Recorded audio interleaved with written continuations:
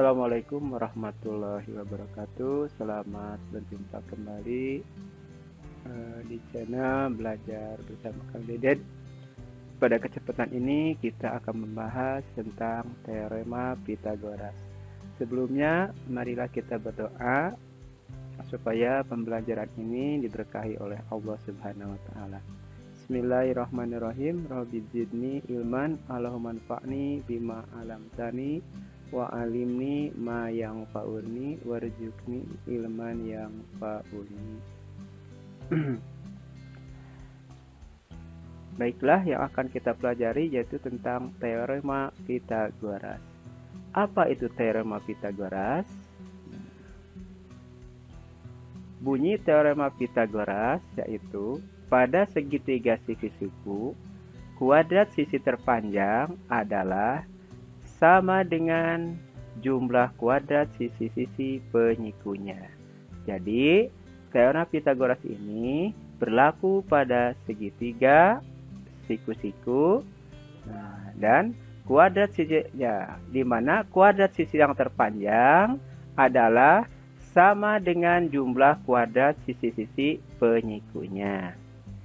Perhatikan segitiga siku-siku berikut. Di sini ada segitiga siku-siku A, B, C. Ya. Nah, sisi A, ini sisi A ini adalah sisi yang menghadap sudut A. Sisi yang menghadap sudut A dinamakan sisi A, atau disebut juga dengan sisi BC. Ya. Sisi A ini disebut juga dengan hipotenusa. Disebut juga dengan sisi miring. Ini kan tegak ya, AC dan AB ini saling tegak lurus. Maka bagian yang miring ini dinamakan hipotenusa atau sisi miring, atau disebut juga dengan sisi terpanjang.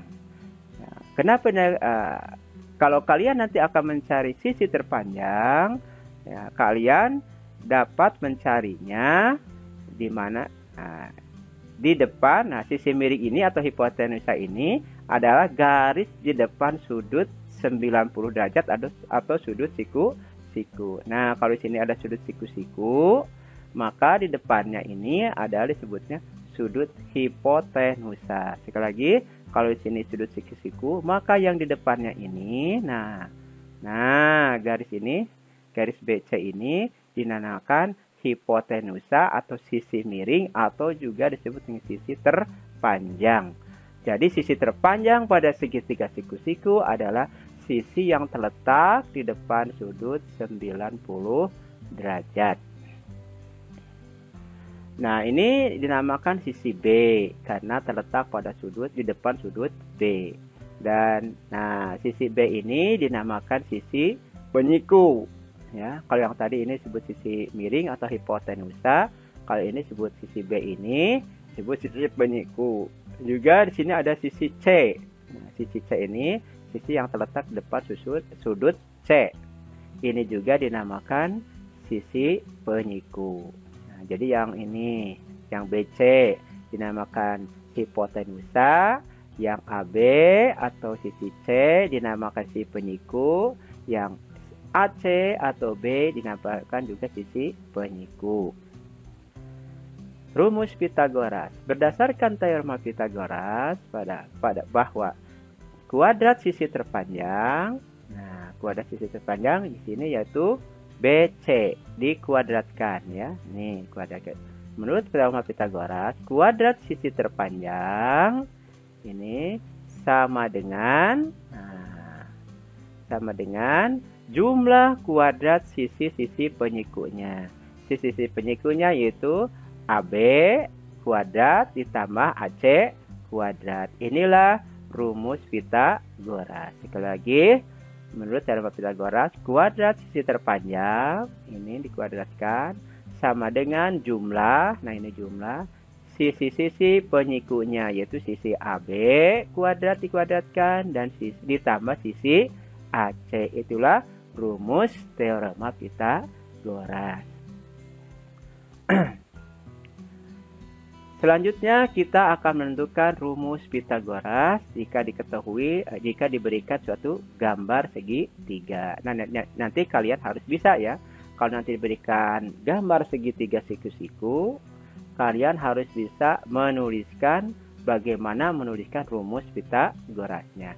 Marilah kita perhatikan gambar siku-siku berikut. Nah, di sini ada segitiga siku-siku dengan sisi-sisinya yaitu P, Q, R. Sekarang bagaimana rumus Pitagorasnya? Nah, kalian harus ingat bahwa dalam teorema Pitagoras, kuadrat sisi terpanjang, nah berarti kalian harus mencari dulu sisi terpanjang.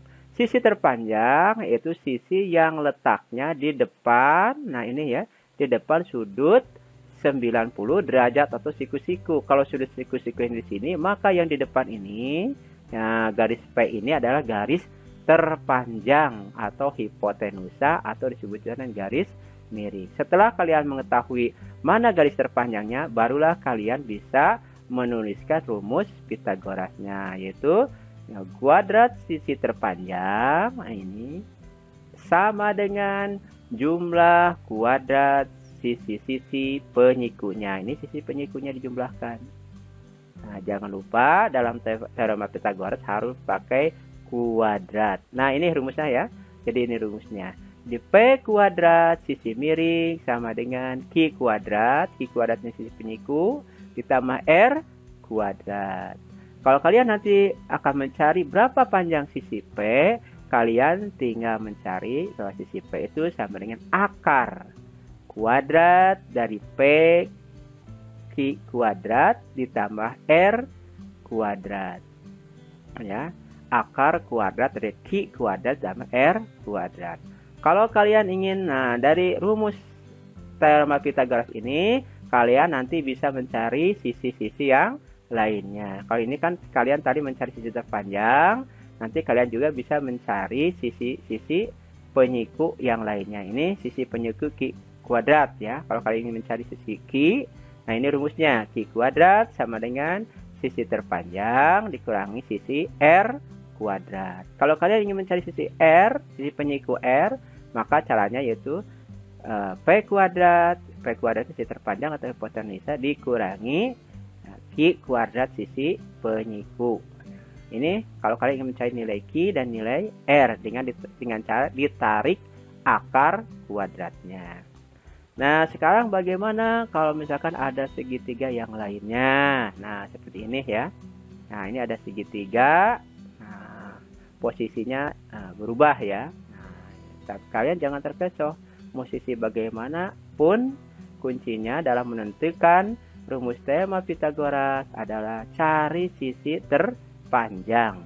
Sisi terpanjang adalah sisi yang letaknya di depan sudut 90 derajat atau siku-siku. Kalau sudutnya di sini, berarti Z ini adalah hipotenusanya. X dan Y ini disebut sisi-sisi penyiku. Tinggal kalian masukkan ke dalam teorema Pitagoras, yaitu bahwa kuadrat sisi terpanjang sama dengan jumlah kuadrat sisi-sisi penyikunya. Jadi rumusnya seperti begini. Nah, ini ya untuk segitiga X, Y, Z.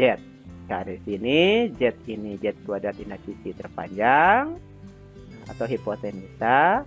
Maka menurut teorema Pitagoras ini akan sama dengan kuadrat sisi-sisi penyikunya, yaitu X kuadrat ditambah sisi penyikunya yang lainnya tuh Y kuadrat. Nah, dari sini bisa kalian uraikan lagi kan, turunkan lagi rumus-rumus yang lainnya. Itu mungkin yang bisa disampaikan bagaimana cara mencari rumus teorema Pitagoras. Semoga bermanfaat juga buat kalian. Jangan lupa di like, komen, dan subscribe ya. Mudah-mudahan bermanfaat. Mari kita tutup pembelajaran ini dengan ucapan, dengan doa subhanakallahumma rabbana wa bihamdika asyhadu alla ilaha illa anta astaghfiruka wa atubu ilaik. Assalamualaikum warahmatullahi wabarakatuh.